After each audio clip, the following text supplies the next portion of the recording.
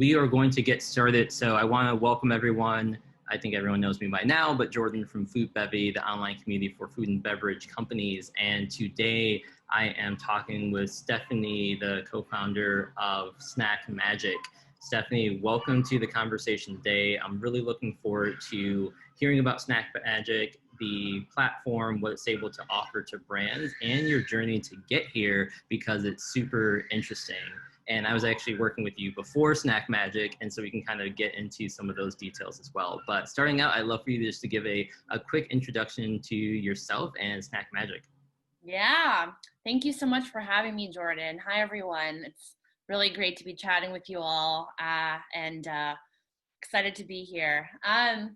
So our story is, our heritage is actually very much in corporate food service. I know that's a channel that's very quiet right now for most people. And it goes back with our first channel that Jordan was referring to, called Stadium. So Stadium is based in New York City, where SnackMagic is, and we've had that channel since 2014. And the idea was we would aggregate different meals to corporate customers. So kind of the usual suspects. So tech companies, media companies, finance. A lot of people would use us for employer-sponsored lunches. So whether they had a daily lunch program or team meetings, lunch and learns, anything like that, we would partner up with local restaurants to provide that. And CPG was the add-on. So people could additionally purchase snacks or beverages. And what's crazy is, in about 2019, a year after we introduced snacks and beverages to our platform, we had 70% of our consumers actually purchasing 2 or more items from Stadium. So every meal that we had sent out had a snack or beverage in it.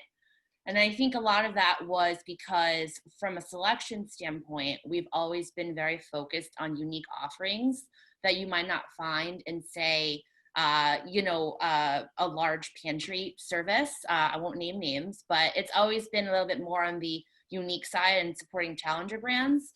So I think that our demographic was really into that. So we had a lot of movement on the add-ons. And, it kind of really was outpacing just restaurant sales. And so for a long time, we were thinking about having a standalone snack and beverage channel.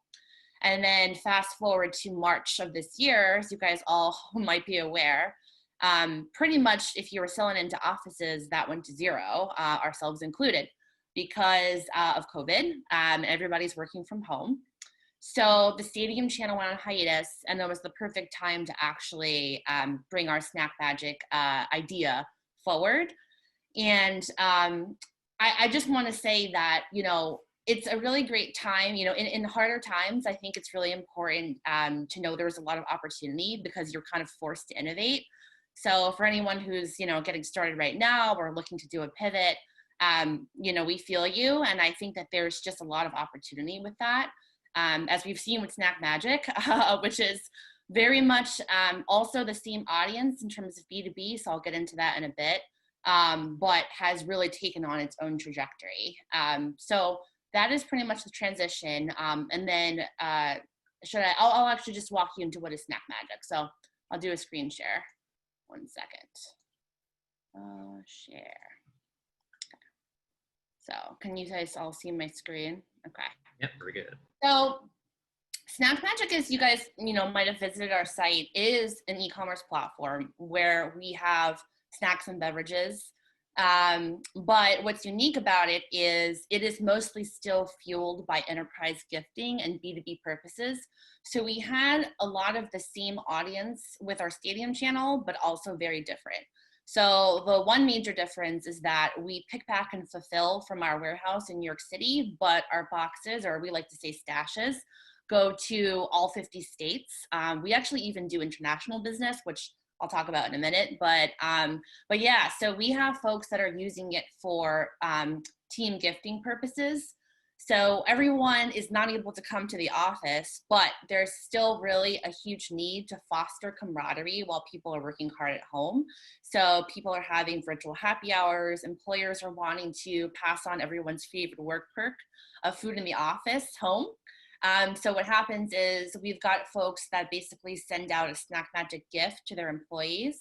Let's say it's $45. That's our minimum for us to ship a box. and the employee, the recipient, receives that, and then they're actually able to build their own assortment of snacks and beverages. So that is actually one key differentiating factor. If you guys have been analyzing sort of other snack box services and whatnot, is we actually allow folks to literally build their own assortment of snacks and beverages across 700 different SKUs, which is crazy to think about. So we do a lot of kidding, setting all these customized boxes everywhere. But that really is our unique proposition, because everyone has different taste preferences. So we've got folks using it for remote team gifting. We have corporate gifting as a big part of it as well. And especially now in Q4, we do a lot of digital events. So all of our, folks that are organizing conferences and things like that were supposed to happen live are not happening live. But as part of the attendee experience, they still want to provide the goodie bag for their guests. So people sign up and then they're able to add, snacks and beverages. We can even ship all the boxes to make sure they arrive at a certain time. We coordinate swag, things like that. So it's really taken off on a life of its own. I would say that, going back to my earlier comment, that things are quiet on sort of the corporate food service side of things, the vending or anything like that in that channel, but it's really not. There is still so much demand. It's just happening in a different way, and so I'm really happy that we can provide a solution for those needs.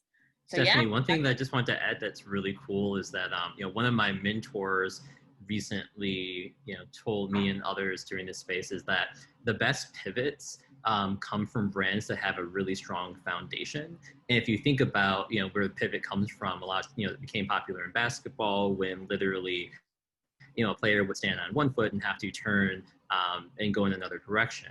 But that required a strong kind of stable foundation. And one thing that you and the team really had were the customers and these great relationships with these large corporate companies and the warehouse and fulfillment capabilities to run the product out and get it across the country. And so having that strong foundation allows you to pivot into something that's really powerful and might have even a larger geographic reach, definitely, but larger reach for your company. So very, very great in terms of executing that pivot. Thank you. Appreciate that. And yeah, the other thing I would pass off to, our brand partners listening today and brands in this call is that I just think with anything, the most important thing is just staying nimble and agile, even as you're growing. And no matter how big your team gets, it's just really important to keep a pulse on that and always have this Kaizen mindset that we have at the team, which is trying to iterate and see if we can do things better. Not really evaluating if change is needed, but also not taking too long to, do something new or try something new. So I think that's been a big part of our success, because with SnackMagic, which launched in May, we truly have probably grown over 300% since then. And, I'd say we're doubling every 2 weeks. So it's been pretty crazy, but really exciting to see. And the best part of my job is being able to also grow our brands with that too.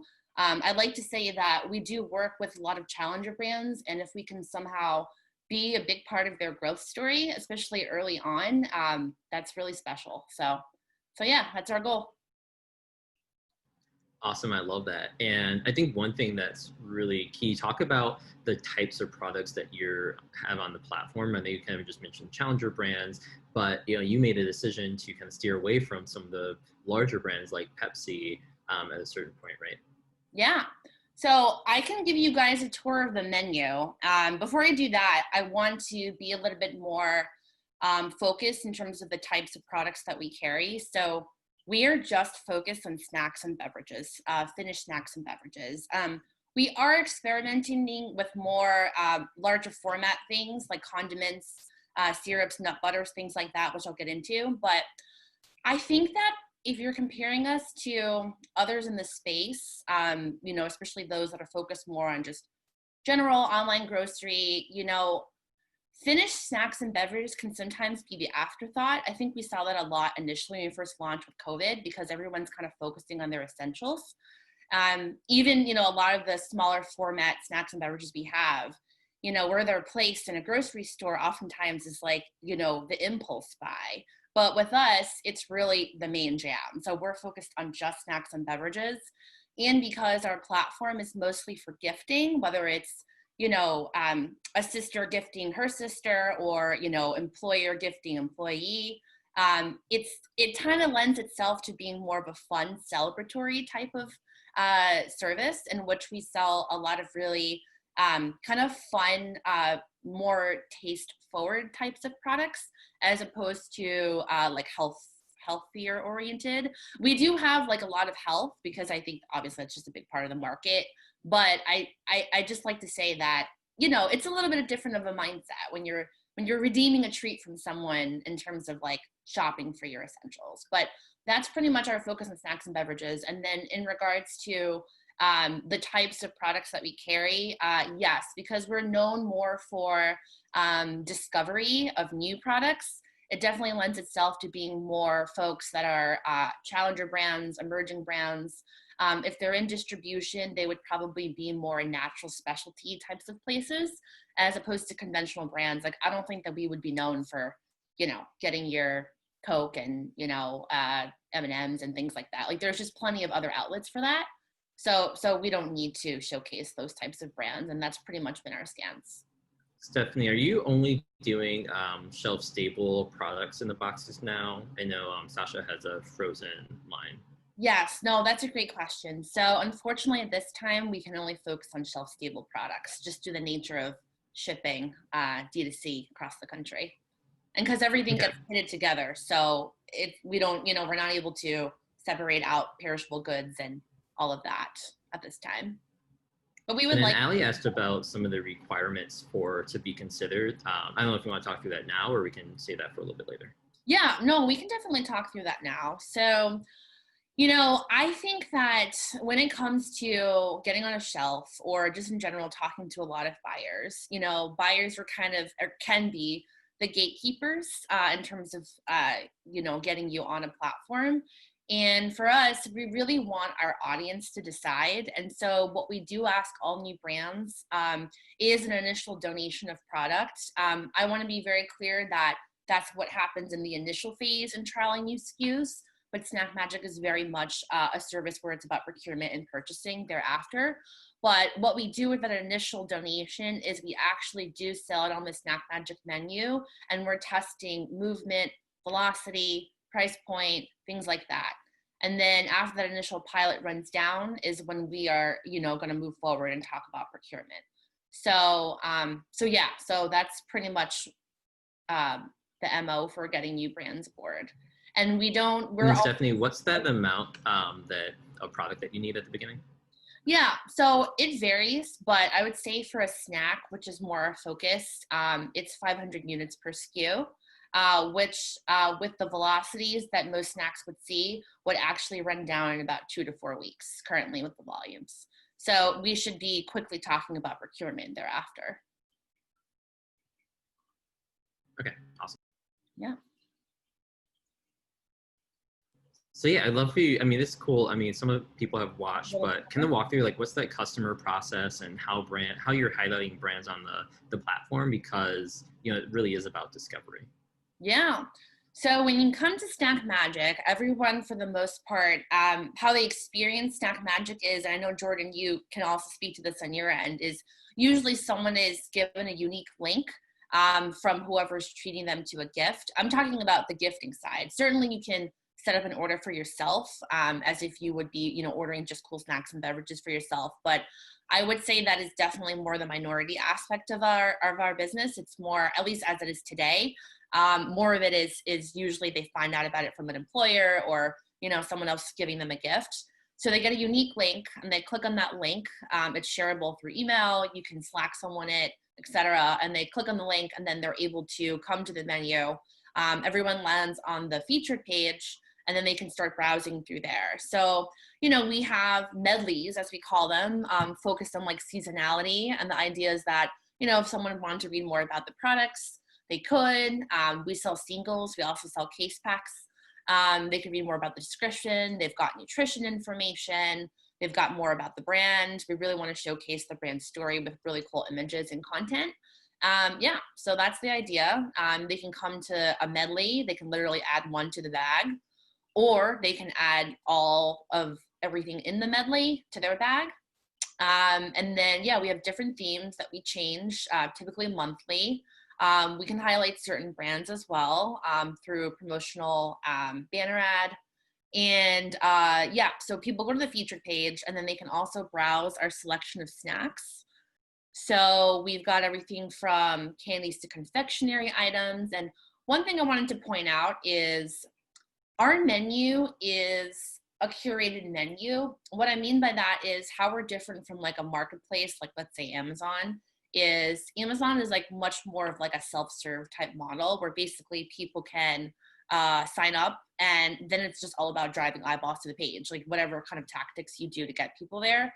I would say that our menu, you know, we want to have enough variety and choice for our customer base, but we also know that having too much variety leads to diminishing returns, and it's also more diluted for our brands. So we do try to figure out, you know, if someone new is coming aboard, how it's different from our current assortment, whether it be like type of product, flavor profile, things like that, because our goal would be to drive velocity to every brand on the platform. And there really isn't that much. It may seem like there's a lot, but if you know, it pales in comparison to some, you know, other sites or even, you know, what you would find in retail for sure. I would say that we probably right now have 400 or about 350 to 400 snacks, about 200 to 300 beverages. And our goal would be to get that up a little more. But then after that, new brands are going to come in at the cost of someone else, which means that we're going to have to kind of see if, you know, someone unfortunately isn't performing, and that'll make space for the new. But having that sort of curated fixed space is important from a customer standpoint. It's important from a brand standpoint, and then it's also important from a operational standpoint because we have limited space at our warehouse. So yeah. So going back to the different categories. So we've got candies and confectionery, which is saw bars and bites. We've got dried fruits, nuts, and granola. And we also have cookies and baked goods. And we've got chips, puffs, and crunchy, which would cover chips, pretzels, you know, alternative type chips, healthier chips, water lily seeds, like anything cool like that would be in this section. And let's see. Then we've also got meat, fish, and jerkies, where we put our jerkies, our sticks. We actually could do a lot more in the fish department right now. Some of the things that we have actually trialed before are tuna pouches, but we are definitely interested in looking for, you know, really cool snacks in the market like fish chips or fish jerky or things like that, you know, are definitely, I think, on trend, that we'd be interested in trying those out. And then this is what I was talking about in terms of our larger format items. So we have a section called Stash These for Later, which not necessarily is a finished snack or beverage, but it's something that, you know, it's still very gift oriented and fun that people would have for later. So anything like a condiment or cocktail mixers. As you can imagine, a lot of our, you know, customers are using us for fun virtual happy hours and things like that. So cocktail mixers actually has come up a lot lately. So we're trying to do more there. To like really cool like spreads and potentially seasonings and nut butters and you know, ramens and things like that. So yeah, so that's the snack side. We can either procure products, let me pull up my deck here, through distribution channels. We can do through approved distribution channels, which for us mostly is Unify. That's our main distributor. And or we can do a direct relationship in which the data and all of that is provided. So with the direct relationship, there's a monthly flat fee. And what we do with that is that goes towards like all of the warehousing costs. So receiving, picking, packing, fulfillment, but also goes towards those insights that I just mentioned. And then also we can do promotion. So it becomes easier for us to promote brands when we have a direct relationship because they're always in stock. because so you are also able to control your inventory and send product into us. So basically you would have like an assigned capacity for how your product is moving. And then in the portal, you'll be able to replenish accordingly. And then, with that, presumably we have more product in stock at a time on the individual brand basis.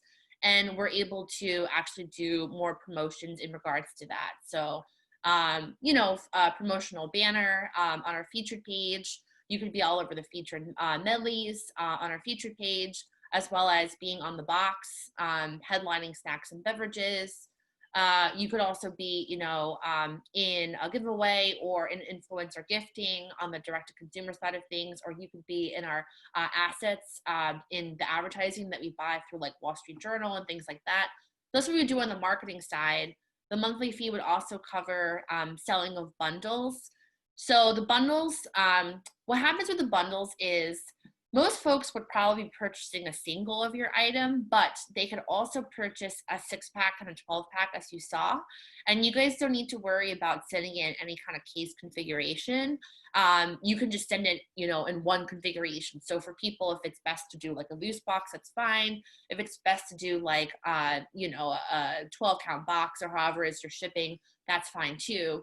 It's just that our system will more easily group bundles based on the inventory that we have on hand. So the more that we have on hand, which is kind of more easier done through a direct method, then we're able to sell more bundles and increments. So that's kind of like another benefit that happens through our direct relationship.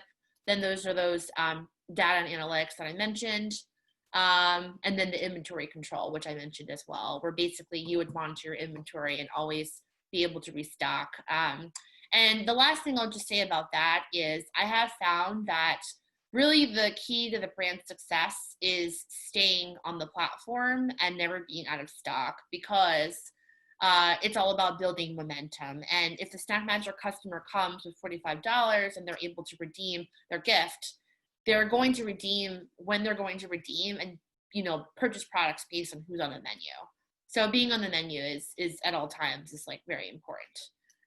But yeah, so that would be a monthly fee that is, different for every brand depending on how you're performing, how many SKUs we have, all of that, that we'll talk about in the procurement phase. And that would be that. And then it's just promotion and everything is covered under that. And then the other thing I'll say is for brands that are, like I said, we don't have a regimented cycle for looking at products. So we always take applications. We do have an application on our site. I don't know, maybe I can share that with you, Jordan, a link or something like that. It's just like a very simple type form for brands. They're able to, read more about SnackMagic, upload like, sell sheets or whatever, if they have a range profile, whatever it is. So yeah, so we have that going on and we look at that all the time. Perfect. I love that. And then Stephanie, if anyone has further questions, can they reach out to you via email, or who's the best person to talk to? Yeah. You can reach out to me directly if you need me, for sure. We also have like our team email, brands@snackmagic.com, which myself and others on our merchant side look at. And we'll go from there. Perfect. Thanks so much again for joining, Stephanie, and have a great weekend. All right. Have a great weekend, everyone. Thank you.